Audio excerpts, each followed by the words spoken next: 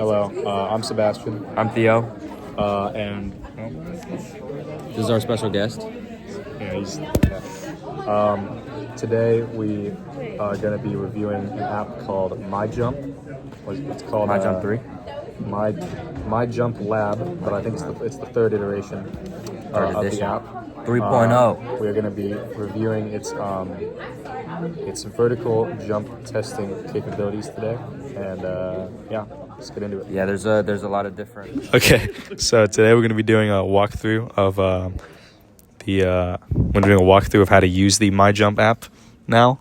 So we're going to open it up, and as you can see, we've got a bunch of different options for things this app can do. So like we've got this velocity-based training function, and we got like a running function, but we're not going to be focusing on those today. We're going to be focusing on the jumping section, specifically the vertical jumping part. So there's a bunch of different types of vertical jumps. Theo's going to walk us through how we do it now.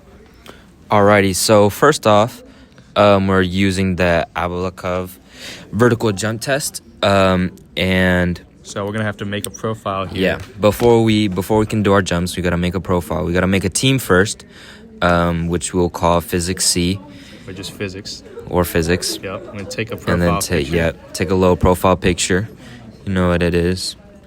Take Looking good. Yep, absolutely marvelous photo. All right, so now once we created a team, we have to make athletes. Yeah, so we're going to go back to the menu, and we're going to try to do it again, and it's going to tell us that we still need to make a user. So now we need to go into our team and add a user. Yep, make an athlete, call it Theo.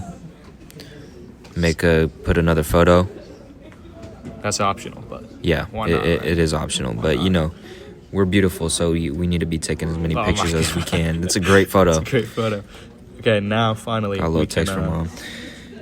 And then finally, we can now actually we run our can test. actually do our jumps. So it's telling us that if we wanted to, like we would have to enter in some other information if we were not just measuring the height, but we are just measuring the height, so you skip past that. So the Yeah. instructions tell us that once we take the video, they want us to pause right after the subject takes off, and then pause again right before the subject lands. And so we are going to demonstrate that for you guys real quick with Theo. So, oh, my hand's in the way. So Theo now is going to perform a little jump. I'm going to start the video. He's going to jump. Massive vertical. End the video. And now hops, man. go back up. So we're going to select the frame where Theo's feet have first left the ground, so we can use this slider to pick that frame, or we can also use these arrows to pick the frame more precisely. So we do the takeoff, and then we're going to do the landing as well. Wait, dude, I'm dead. Click landing and take off when you've selected the frames you want, and then it'll give you the vertical, and you can save it to look at it later. And yeah, that's how it works. Yup, yes sir. Okay, so this is the just a video, a screen recording of our live trial that we did for our experiments. As you can see, it's the same process as in the walkthrough, just outside. Yeah, at the end we were able to get Theo's vertical jump measured by the app.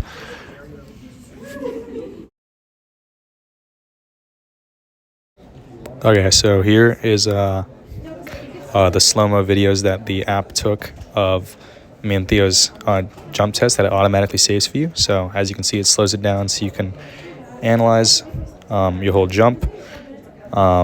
This would be useful if you were like trying to analyze your form or whatever, which is I think the main use of this app.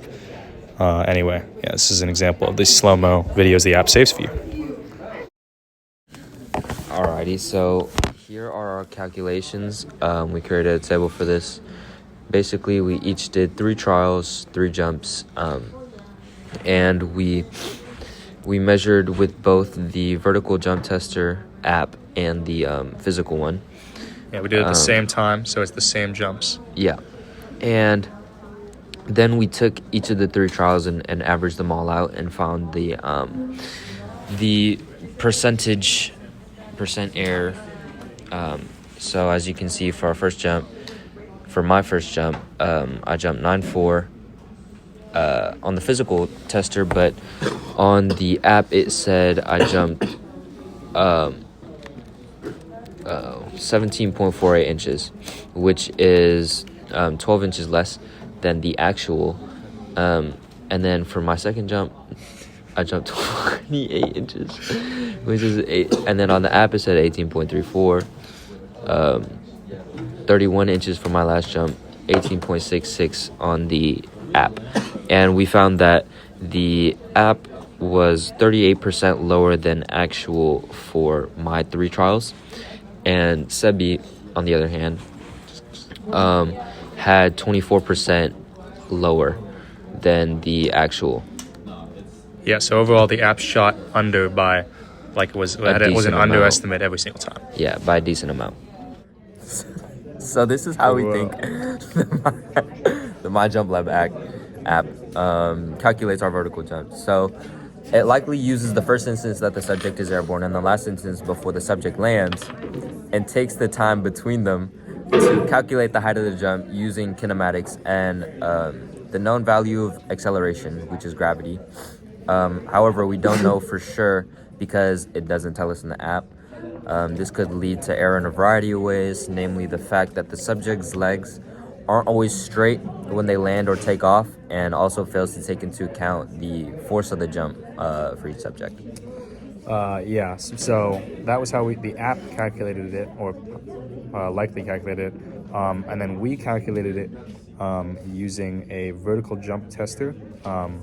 So it basically measures how high you can reach, and so we measured how high each of us could reach when we jumped, and then we subtracted our standing reach with our arms like fully outstretched like that from the height that we reached from the jump.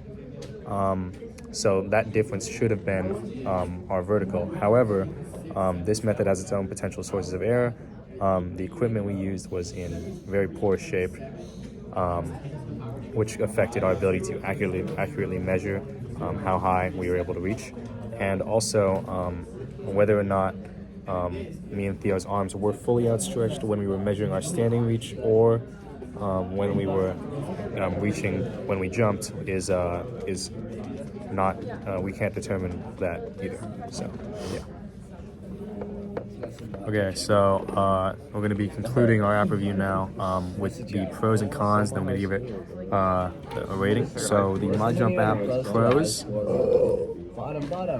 I'd say the pros are that the actual measuring feature of the vertical jump is pretty intuitive, pretty easy, but and it records the video automatically. It saves it automatically, so you can look at it later.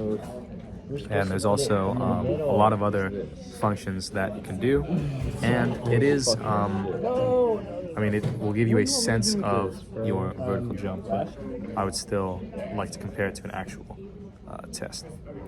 Yeah, I think the app wasn't too accurate. I mean, it gives a general sense, but when compared to the actual physical vertical tester, it wasn't too great. Cons, it is cons, right? Yeah, these are all cons, by the way. It is, you do have to pay. You get a free trial for a little bit, but you still have to pay. It's kind of, yeah, so everything's behind a paywall. You gotta subscribe. It doesn't really tell you exactly how it calculates a vertical jump. And then the options, like which types of jump, are confusing. a little bit, doesn't really explain the difference between some of the different types of jumps. And there's also not really clear instructions on how to like optimally set up the phone, or how to measure how long of a video, stuff like that, that just would give us a little more confidence in its measuring abilities, especially because it was so far off from the actual calculated value. So because of this, we will be giving the app 3.5 out of 5 stars. Yeah.